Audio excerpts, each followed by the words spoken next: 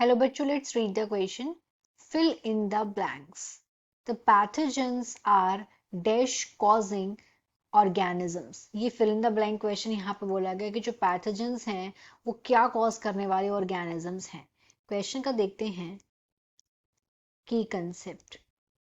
The key concept of this question is pathogens. Pathogens क्या होते हैं? ये ऐसे organisms हैं. Pathogens, they are the organisms. अब इन organisms में क्या क्या आता है? organisms में आता है यहाँ पे वायरस, प्रोटोजोआ भी हो सकता है, फंजाई हो सकती है,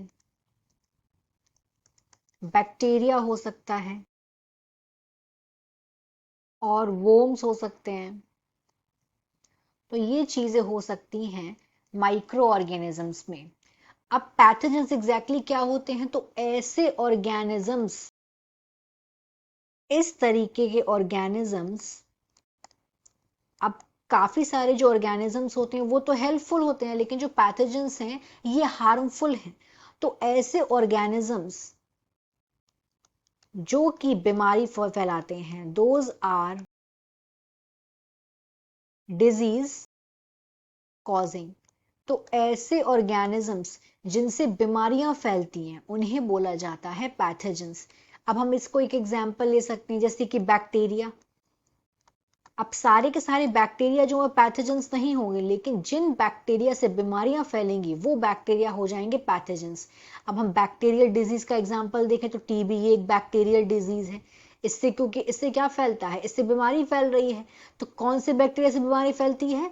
टीबी का कौन सा बैक्टीरिया है? Mycoplasma tuberculosis. तो ऐसे पैथोजन जिनसे बीमारियां फैल रही हैं, उनको जो माइक्रो ऑर्गेनिज्म से बीमारियां फैल रही हैं उनको पैथोजेंस बोलते हैं. तो यहाँ पे हमारे ब्लैंक में क्या आएगा? यहाँ पे हमारा राइट आंसर हो जाएगा डिजीज, क्योंकि बीमारी फैलाने वाले ऑर्गेनिजम्स को पैथोजेंस बोला जाता है. So the answer is disease. Hope you understood it well. All the best.